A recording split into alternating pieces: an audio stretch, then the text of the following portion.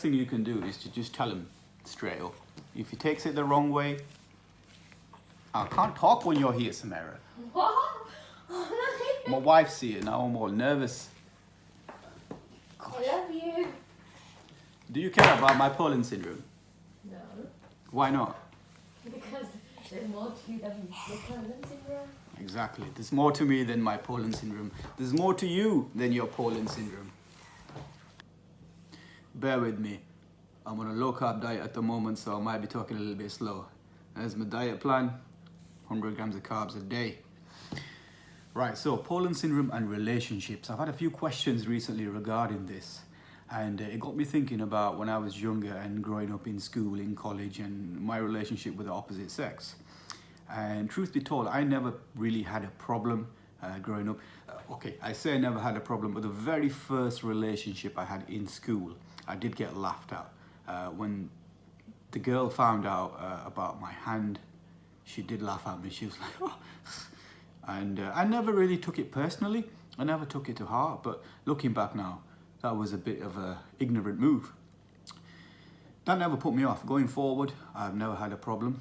I've always been quite a confident child, shy but confident at the same time.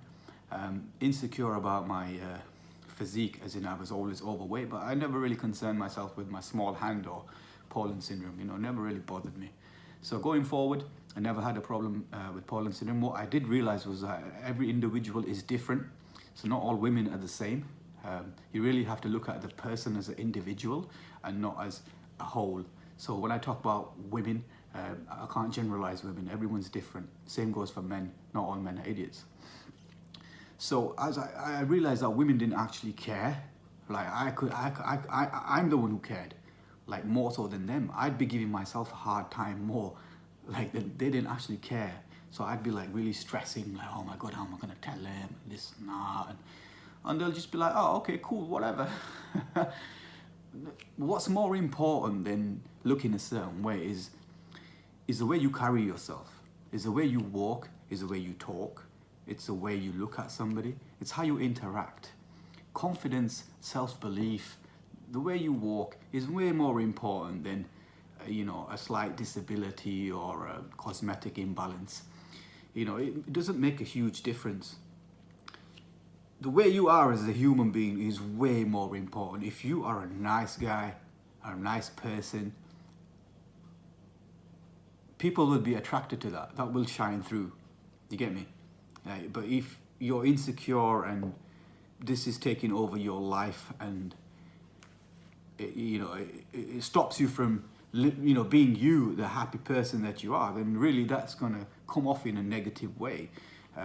Females like security and someone they can rely on, a man that's there and they can rely on. They don't like insecurity in men. They don't like that hoo ha ha. Basically, I know that sounds wrong, but it is what it is. So say your Poland syndrome is stopping you from getting into a relationship, it's stopping you from talking to the opposite sex. You're just too concerned about it. It's eating you up. You're depressed. What can you do to help build your confidence? Okay, work on yourself. Work on building your character. Work on your mind. Work on your body. Go to the gym. Going to the gym is one of the greatest things that I ever did.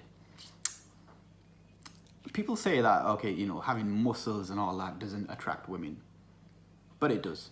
Okay, not all women, but it does attract some women. But if you have the combination of a decent physique, good character, just generally being a nice guy, that's the winning package. But if you have a physique, but you're a cunt, that's not going to get you nowhere in life. Women are not attracted to that, okay? All right, maybe some women are, but the real ones, the ride or dies, they're not attracted to that, okay? So yeah, go to the gym, live the bodybuilding lifestyle for a few years. That means eating clean, training hard, doing cardio, prepping your meals. All these daily things will build into something great if you put in the work. And before you know it, you would have built confidence, self-esteem and all that through these activities. A couple of years will pass before you know it. I found that is one of the best ways to build my self-confidence. If I can look in the mirror and feel confident about myself, me versus me, then there's nothing that I can't do. Whereas if I look in the mirror and all I get is negative thoughts, you're worthless, you're this, you're that, no one's going to like you, who's going to love you, look at the state of you, then I am going to get nowhere in life. Now, everyone has those moments, but it's how you deal with them. How do you deal with the negative thoughts in your head? Well, the way I see it is you have two choices. Either you can stay down, or you can tell that voice in your head to shut the fuck up, and you pick yourself up and you move forward. Otherwise, you're going to be in the same spot for a very long time. Years are going to pass. A decade is going to go by, and you're going to be in the same spot. The mind is all but too powerful. When you learn to tap into that, and when you realize that this life is way more important than just, these little things, relationships and money and this and that, that's when you really begin to develop as a human being.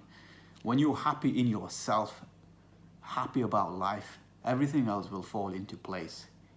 It's your general outlook on life is what will make you a winner. Okay?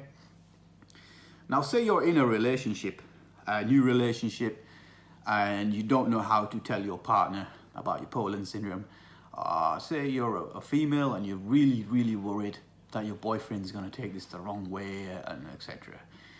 Now, if that's what you're worried about, if you're worried about your significant other, your boyfriend, your husband, whatever, tripping out over your chest or your hand, then really you shouldn't be with that person. Straight up. Leave that person, move on. Don't waste negative energy on that individual. There's way more people out there. Straight up. If someone isn't positive towards your syndrome from the start, from the get-go, if you feel that there's a bit of negativity there, a bit of looking down on you or something, move on. Because if that's there from the start, that's always going to be there. The last place you want to be is in a relationship with someone who thinks that they are better than you, right? If you ever get an inkling or a feeling that they think they're better than you because you have Poland syndrome, fuck them. Move on. Like, that means that you're with a bad person. That person is not nice, all right? They will make your life toxic. So move on from that. If you're with a nice person, generally men don't really care. Men don't care if you've got an imbalance in your chest.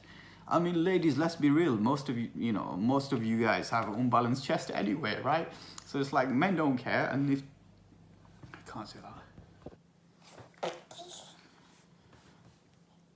All right, so just to finish off in this video. So really, in conclusion, what I'm trying to say is that you shouldn't be worried about what other people think of you. You should be worried about what you think of yourself before you worry about what other people think. When you're comfortable, then everything else will be all right. If you're with someone who isn't too sure about your Poland syndrome, explain it to him. They might just have a misconception. If they still take it the wrong way, move on. Move on. Leave them. Move on. Keep going. Plenty more fish in sea, my friend. But don't ever get discouraged. Don't ever let anyone make you feel like you're a less of a person. You are way too many things going for you than to be worried about your chest. Okay? Best of luck and stay positive. I'm going to go change a nappy now.